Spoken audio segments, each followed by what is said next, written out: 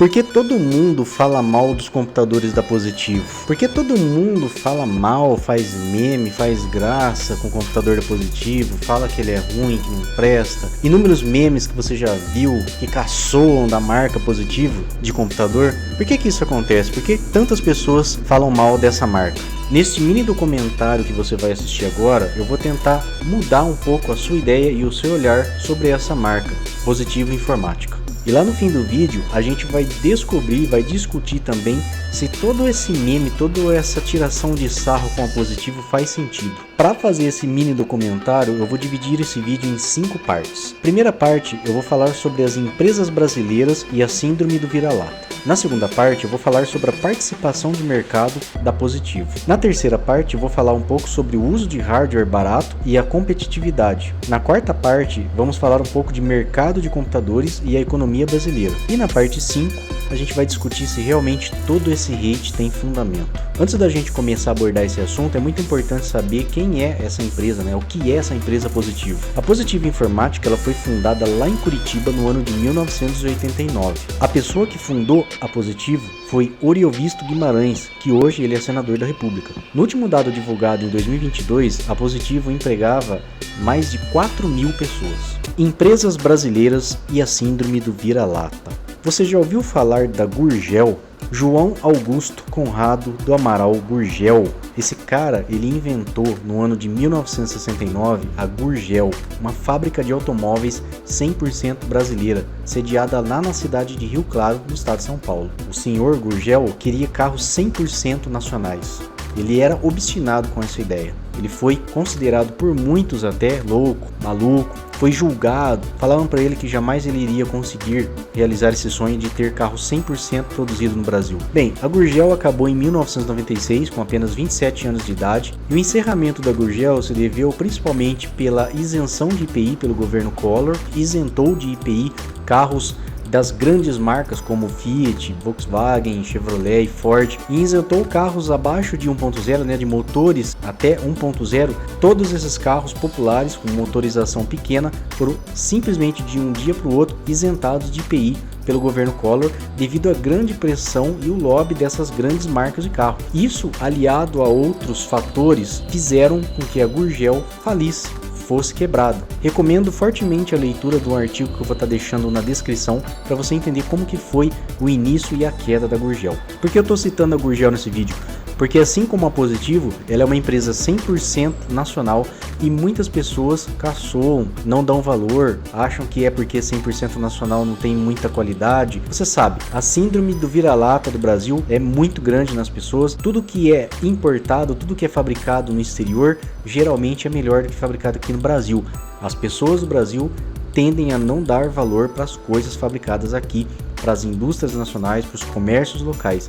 Isso é uma coisa muito lamentável que o nosso povo tem, e eu me incluo nisso, não estou isento. Nós temos essa cultura de desvalorizar o nosso e valorizar, às vezes até superestimadamente, o externo, o estrangeiro. Participação de mercado da Positivo. Segundo o IPEA, um órgão muito importante do governo federal, a Positivo Informática já era líder em 2004, a líder de fabricação de PCs nacional. Em 2013, 10% de todos os computadores de mesa, os desktops no Brasil eram Positivo. 10% pode parecer um número bem pequeno, mas se você levar em conta que 60% do mercado de PCs de mesa aqui no Brasil está na mão de 5 marcas estrangeiras, HP, Lenovo, Dell, Acer e Asus, 10% só da Positivo não é tão ruim assim, o que significa que a Positivo está muito presente nos lares brasileiros, em indústrias, em empresas, enfim, computador tanto para uso pessoal quanto para uso corporativo. Quando a Positivo Informática resolveu criar computadores lá em 2004, 9 meses depois ela já era líder de vendas, líder de fabricação aqui no Brasil. E não pense você que a Positivo é a única fabricante de PC no Brasil, mesmo lá na época, nos meados dos anos 2000, já existiam marcas de PC brasileiro. Por exemplo, a Kenix é uma marca de PC brasileira que é sediada em São Paulo. A estratégia da Positivo basicamente era de low cost ou low end, que significa criar computadores com preços baixos com o objetivo de vender esses computadores para a classe média emergente da época. Lembra que teve naquela época isenção de IPI da linha branca e tudo mais? Enfim, o governo incentivava, a economia estava num bom momento, as famílias estavam com uma renda maior, comparativamente, é claro, com os anos anteriores, então a classe média emergente ela estava sedenta por comprar computadores. Em 2008, a Positivo começou a fabricar placas-mães na sua planta de Manaus, assim como memórias RAM. Lá em 2008 também, a fabricante de computadores chinesa Lenovo ofereceu R$18 por ação para comprar a Positivo. Era praticamente o dobro do que valia cada ação na época, só que a Positivo negou a oferta. Recomendo também fortemente vocês lerem o artigo que eu deixei linkado também na descrição do IPEA, que é um estudo de caso da Positivo e como que foi essa ascensão da Positivo no mercado de computadores. O artigo é bem interessante e bem completo. Sendo assim, a Positivo era muito presente nos lares brasileiros, porque a Positivo tinha um preço baixo, as famílias em sua maioria acabavam optando por comprar Positivo, e então tinha muito Positivo nas casas dos brasileiros, o que significava, pela lógica, que as reclamações também iam ser maiores. Mas será que era somente esse o problema mesmo? Uso de hardware barato e competitividade. Como citado anteriormente, o objetivo principal da Positivo era fabricar computadores de baixíssimo custo, no máximo que dava, para poder vender para essas famílias de classe média que estavam emergindo na sociedade brasileira devido ao cenário econômico daquela época. A meta era vender PCs baratos. O público-alvo de computadores assim eram pessoas menos abastadas. PCs baratos era igual peças baratas. Peças baratas era igual baixa qualidade. E baixa qualidade era igual a maior probabilidade de defeito ou baixa performance da máquina. Mas de quais peças a gente está falando? Porque pensa bem, os Positivos eles vinham com processadores da Intel, presentes nos computadores da Dell, HP e outras marcas. Placa-mãe era Gigabyte, era MSI, também todas essas marcas presentes nas outras marcas de PC, como Dell, HP, Asus e tudo mais. O que pegava na Positivo? As peças de baixo custo que faziam o computador dar mais defeito, muito provavelmente eram a fonte e os próprios botões, cablagens internas do gabinete e outros componentes que tinham uma baixíssima qualidade. E aí, quando uma fonte dá defeito, como uma fonte queima, o computador não funciona mais. Não necessariamente significa que a placa-mãe, processador, memória RAM, HD, que também os HDs da Positivo, esse inclusive veio com o Maxtor, que é uma marca boa, né? Acho que pertence a Seagate, que é uma marca muito famosa de HDs. Vinham com drives da LG, drives da Sony e tudo mais. Não quer dizer que essas marcas de coisas de hardware eram ruins, apenas que outros componentes vitais do computador, como fonte e, como eu citei, botões, cablagens, fiação e tudo mais, eram de mais baixa qualidade, e aí dava defeito. E é claro que para garantir a competitividade de mercado da Positivo foi necessário fazer alguns sacrifícios, e esse era exatamente o objetivo da Positivo, fabricar PCs com o mínimo de custo. E quando a gente pensa em mínimo de custo, é usar equipamentos, hardware e peças mais baratos.